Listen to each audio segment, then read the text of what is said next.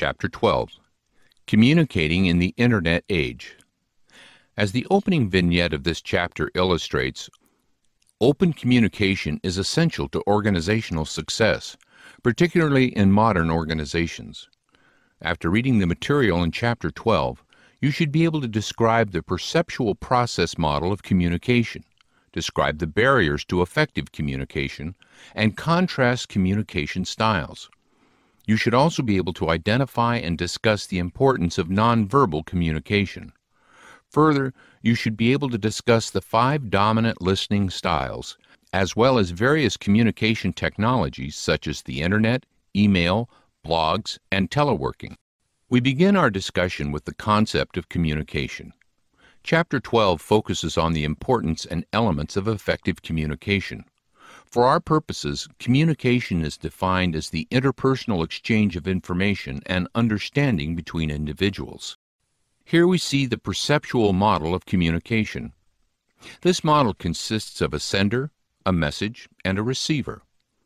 The sender is the originator and encoder of a message, which is sent to a receiver who decodes the message and then provides feedback. The effectiveness of the communication is affected by the medium through which the message is transmitted, and the amount of noise or interference that exists between the sender and the receiver. The importance of the perceptual model of communication is that both the sender and the receiver of the message need to interact in some meaningful way to ensure that communication has indeed taken place. What are the barriers to communication? 3 different types of barriers exist to effective communication: personal, physical, and semantic.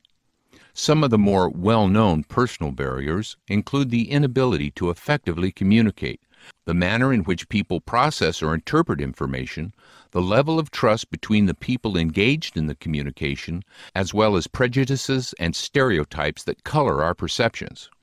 Specific examples of personal barriers include egos, poor listening skills, tendency to evaluate or judge, and the inability to listen with understanding and empathy. Physical barriers can include a wide variety of tangible issues that can prevent information from being transmitted or understood, specific examples of which we will expand on in the next slide. Sometimes even words themselves can act as barriers to communication. In this case, semantic barriers can prevent communication from occurring because of decoding errors made by the receiver. These are fueled by the use of jargon and acronyms that may have different meanings for the sender and the receiver.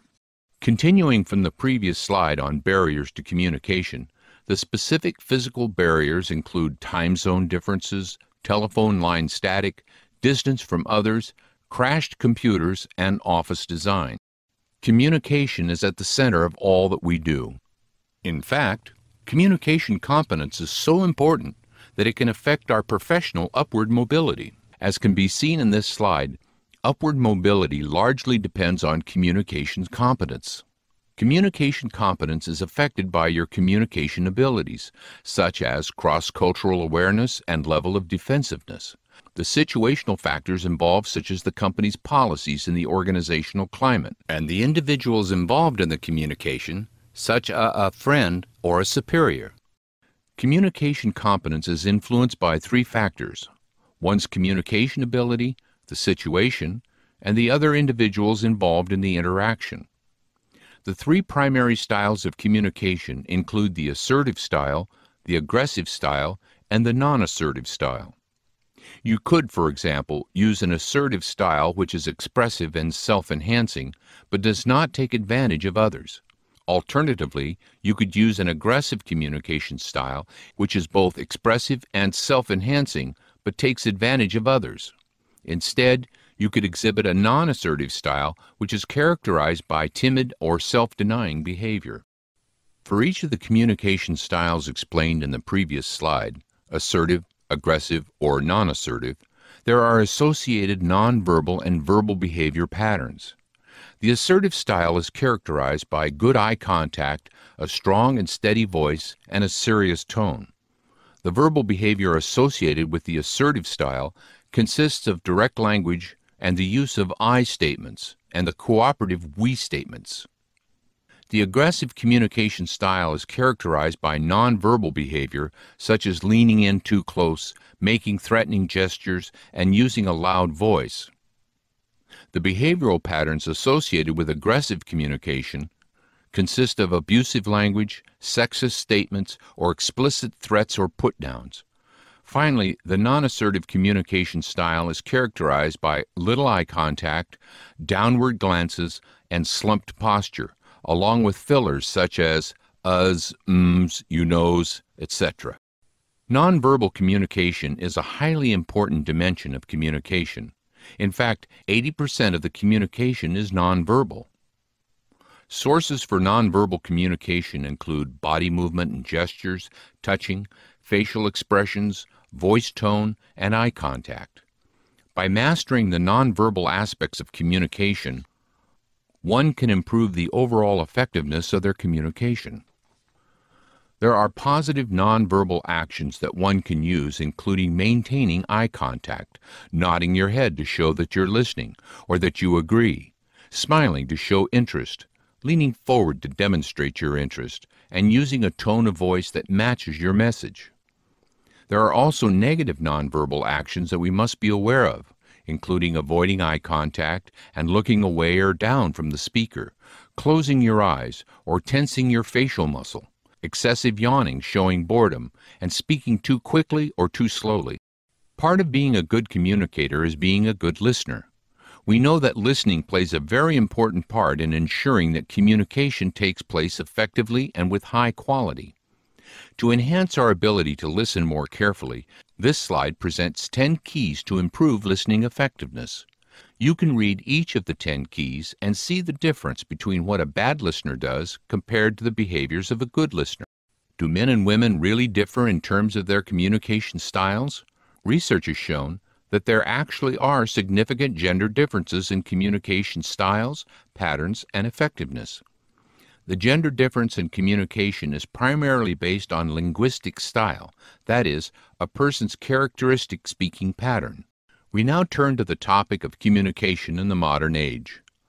Multi-communicating represents the use of technology to participate in several interactions at the same time. Examples would be answering email messages while talking to a friend or texting someone during a movie. Multi-communicating has both positive and negative consequences.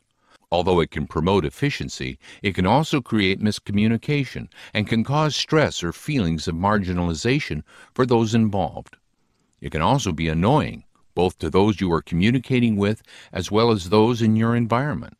Another modern issue in communication involves the use of video conferencing.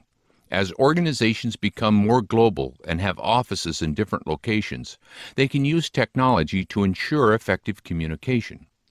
Video conferencing is a technology that uses both video and audio links along with computers to enable people in different locations to see, hear, and talk with one another. Telepresence is simply a fancier form of video conferencing which employs sophisticated video conferencing systems.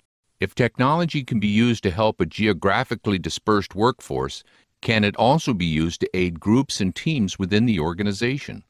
Indeed, technology can enhance organizational productivity and communication in a group context. A group support system uses computer software and hardware to help people work better together, regardless of where they may be physically located, with benefits to both productivity and cost savings. Finally, we come to the topic of teleworking. Some organizations provide greater flexibility for their employees through teleworking. Teleworking, sometimes called telecommuting, is a work practice in which an employee does part of her job in a remote location using a variety of information technologies. For example, employees can work at home by using their computer to link with their organization's system. Some of the benefits of telework include a reduction of capital costs, increased flexibility and autonomy for employees, increased job satisfaction and reduced turnover, and increased productivity. This concludes the lecture on Chapter 12. By applying the concepts that you've learned in the end-of-chapter materials, such as the ethical dilemma, should people making false statements in blogs be prosecuted? And take a practice quiz on the Online Learning Center, www.kinicki.com. www.mhhe.com/KINICKIOB4E.